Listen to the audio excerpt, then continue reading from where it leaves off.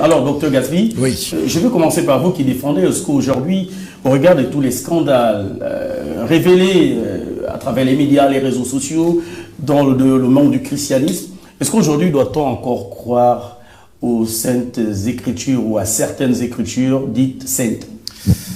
Alors, vous faites bien de poser la question. Vous savez, je représente mon maître qui m'a dit « Je suis la lumière du monde ». Et lorsqu'on parle de la lumière du monde dans les Saintes Écritures, on fait référence à la vérité du Christ.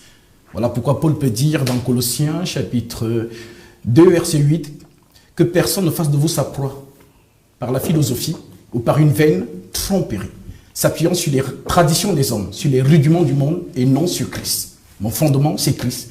Voilà pourquoi je vais m'appuyer sur les Saintes Écritures. Je vais donc vous lire une écriture, 2 Timothée, chapitre 3, verset 17, qui déclare « Toute écriture est inspirée de Dieu ». C'est le thème. Les Saintes Écritures. Toute écriture est inspirée de Dieu et utile pour enseigner, pour convaincre, pour corriger, pour instruire dans la justice afin que l'homme de Dieu soit accompli et propre à toute bonne œuvre. Ça veut dire que je ne viens pas parler en l'air. Je ne viens pas m'appuyer sur des traditions humaines. Et cela voudrait dire qu'avant l'arrivée de la Bible, qui est quand même un livre issu, n'est-ce pas, des colons, puisque l'Église est arrivée ici via la colonisation. Avant l'arrivée justement de ce livre, pour le cas de l'Afrique, les Africains n'avaient pas de lumière? Non. Alors, vous faites bien de poser cette question. Déjà, c'est une grave erreur de dire que ce sont les colons qui ont ramené la Bible. D'accord. Elle nous vient d'où, la Bible? La Bible nous vient justement de la prophétie. Nous sommes ici dans Ésaïe chapitre 34 verset 16. J'aurais aimé que vous ayez la Bible pour lire au monde qui nous écoute. Alors je vais d'abord prendre cette écriture. Allez-y. C'est très important puisque nous sommes là pour justement montrer les preuves. Nous sommes ici dans Ésaïe chapitre 33 verset 16. D'accord. Voilà. Que dit le livre? L'écriture dit ceci. Consultez le livre de l'Éternel et lisez. Aucun d'eux ne fera défaut. Ni l'un ni l'autre ne manqueront, car sa bouche l'a ordonné, c'est son esprit qui les rassemblera. Je corrèle cela avec Ecclésiaste, chapitre 12, verset 13, qui déclare « Les paroles des sages sont comme des aiguillons, et rassemblées en un recueil. » C'est ce que vous appelez Bible aujourd'hui. Avant, ça s'appelait parchemin. D'accord. Donc, je termine. Les paroles des sages sont des aiguillons et rassemblées en un recueil. Elles sont comme des clous plantés donnés par un seul maître. Et le maître, c'est le Saint-Esprit. Voilà pourquoi on parle du fondement des apôtres et des prophètes. Donc, Dieu a travaillé avec les prophètes qui ont prophétisé et les apôtres qui sont venus maintenant à entériner le message du Christ. Maintenant, vous posez la question de savoir si à ce jour, on peut encore mettre foi à ces écritures. Je cite donc ici les paroles de mon maître. Le Seigneur Jésus dit dans Jean 17, verset 19 à 20. Tout à fait. Je me sanctifie moi-même pour eux, afin qu'eux aussi soient sanctifiés par la vérité. Et ce n'est pas pour eux seulement que je prie, mais encore pour tous ceux qui croiront en moi par leur parole.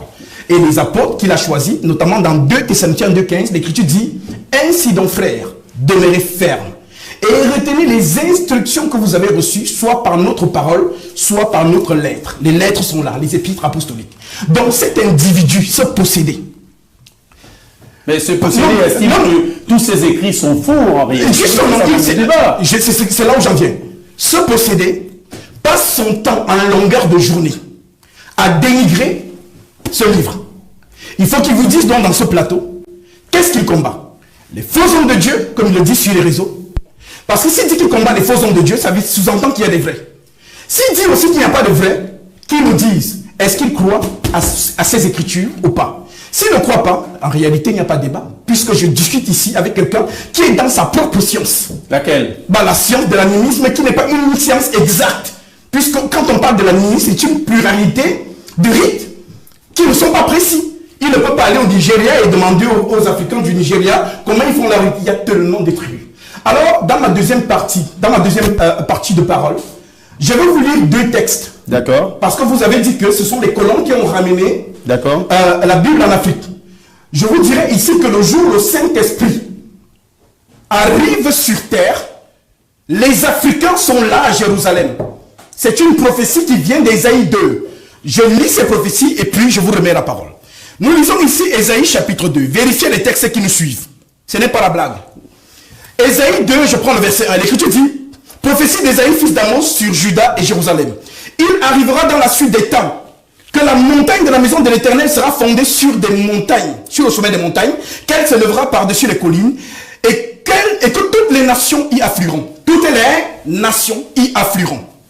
L'Écriture continue en disant, des peuples s'y rendront en foule et diront, venez, et montons à la montagne de l'Éternel, à la montagne du Dieu de Jacob, afin qu'il nous enseigne ses voies, et que nous marchions sur ses sentiers, car de Sion sortira la loi, et de Jérusalem la parole de l'Éternel.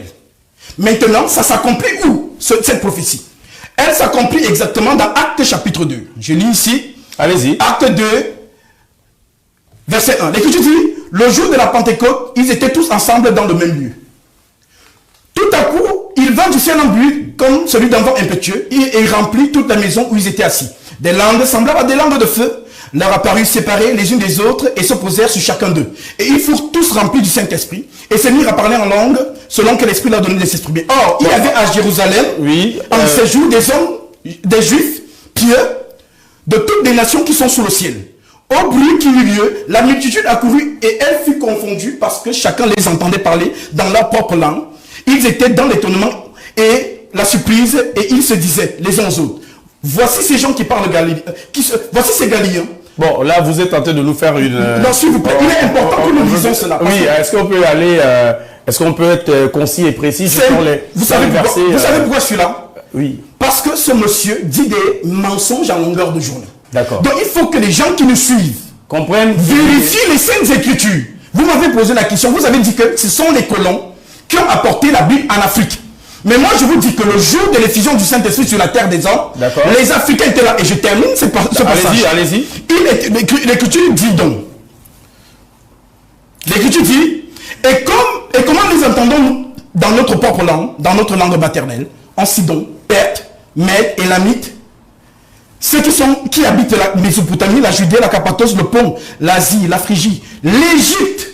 D'accord. Le territoire de Libye voisine de Cyrène, de ceux qui sont venus de Rome, juifs et proselytes, crétois et arabes, comment les entendons-nous parler dans nos langues maternelles des merveilles de Dieu? Donc pour dire que le jour où le Saint-Esprit arrive sur terre avec le message céleste, les Africains sont à Jérusalem. Sont à Jérusalem. Merci.